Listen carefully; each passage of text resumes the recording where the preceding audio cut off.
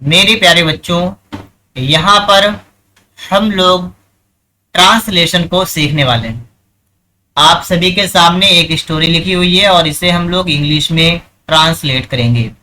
सबसे पहले हम लोग स्टोरी को पढ़ते हैं। रेखा मेरी सहेली है, वह मेरी कक्षा में पढ़ती है। वह एक बुद्धिमान छात्रा है, उसमें अनेक गुण हैं। वह कक्षा में सदा प्रथम आती है। वह समय से प्रातः उठकर अपना काम करती है। वह समय से स्कूल भी आती है। वह अपने गुरु एवं बड़ों की आज्ञा का पालन करती है। वह निर्धनों की सहायता करती है। वह सदा प्रसन्न चित्त रहती है, उससे सभी लोग प्रसन्न रहते हैं। ये हमारी स्टोरी है और हम लोग इसे इंग्लिश में ट्रांसलेट करेंगे। अगर आप चैनल पर पहली बार आए हैं तो आप लोग चैनल को सब्सक्राइब कर लीजिएगा। देखिएगा यहाँ पर आप लोग, ठीक है। रेखा मेरी सहेली है, कैसे बनाएंगे? रेखा इज माई फ्रेंड, ठीक है। रेखा मेरी सहेली है तो इसका मतलब रेखा इज माई फ्रेंड। इतना आप सभी बना लेंगे। सिंपल आपकी स्टोरी है, बिल्कुल, ठीक है। आगे देखिएगा, वह मेरी कक्षा में पढ़ती है, तो वह के लिए ही या शी, तो शी का इस्तेमाल करेंगे, ठीक है। शी पढ़ती है तो हो जाएगा रीड्स। क्या हो जाएगा?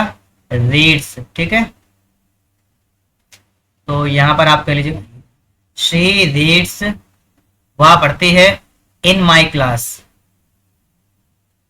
मेरी कक्षा में, तो इन माई क्लास।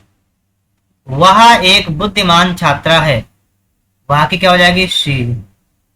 इज माने है ए, और बुद्धिमान की इंटेलिजेंट, तो एन लगाएंगे, ठीक है। एन इंटेलिजेंट, INTELLIGENT, इंटेलिजेंट और स्टूडेंट, ठीक है। आगे देखिए, उसमें अनेक गुण हैं, तो उसमें मतलब उसके पास, तो इसे कैसे बनाएंगे? शी हैज, ठीक है। उसमें या उसके पास, तो सी हैज मैनी माने कई या अनेक, और क्वालिटीज, QUALI, ठीक है, और TIES होगा, TIES। She has many qualities मतलब उसके अंदर कई गुण हैं, या उसमें कई क्वालिटियां हैं, या उसके पास कई गुण हैं। वाक्य इसी तरीके से बनेगा।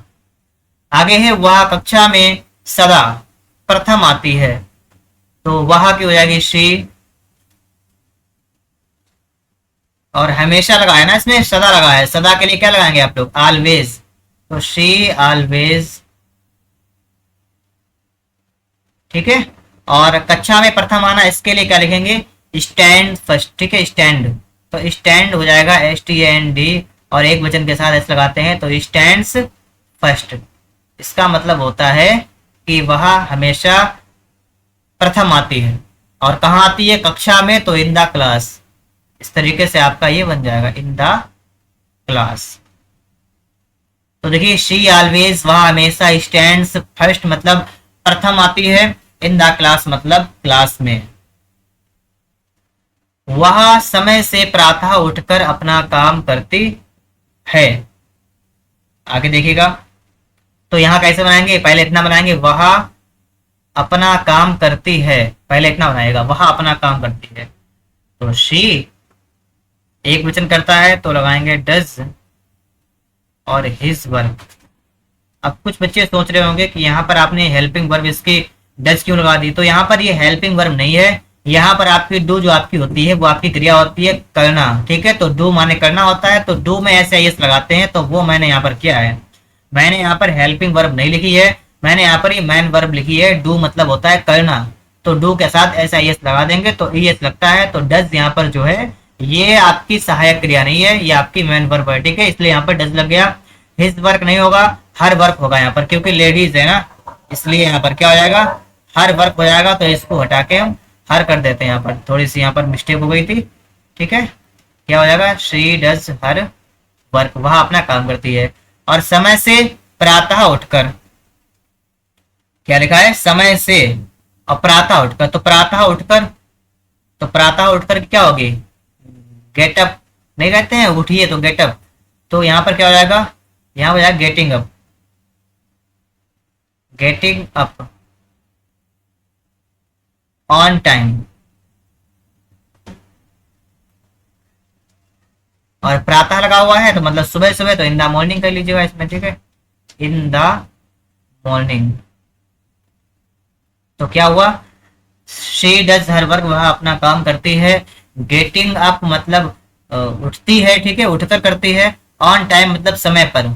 और इन द मॉर्निंग माने सुबह में, मतलब प्रातः में। मतलब इसका मतलब ये होगा कि वह अपना काम सुबह उठकर समय पर प्रातः काल में करती है। इस तरीके से ये हम बना देंगे, ठीक है। आगे देखेंगे, वह समय से स्कूल भी आती है, वह समय से स्कूल भी आती है। तो भी लगा इसमें, भी का मतलब आल्सो लगाएंगे इसमें। तो कैसे बनाएंगे, शी और शी के साथ में लगाएंगे आल्सो, सी आल्सो। और आना की क्या होती है, कम, तो कम हो जाएगा, इसमें एस लग जाएगा तो कम्स हो जाएगा। शी आल्सो कम्स, वह आती भी है, ठीक है। कहाँ आती है, समय से स्कूल, समय से स्कूल भी आती है। एक मिनट रुकिएगा, इसको हम देख लेते हैं किस तरीके से है, ठीक है।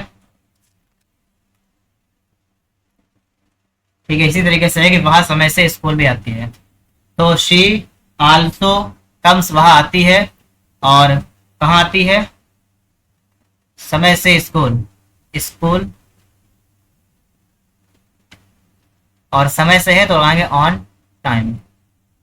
इस तरीके से लिख लेंगे, she also comes school on time, कि वह हमेशा समय से स्कूल आती है, मतलब टाइम से।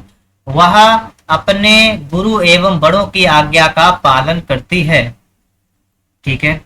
वह तो शी लगाएंगे, आज्ञा का पालन करना तो वो भी मतलब होता है आज्ञा मानना, तो ओवेज हो जाएगा, ठीक है, शी ओवेज।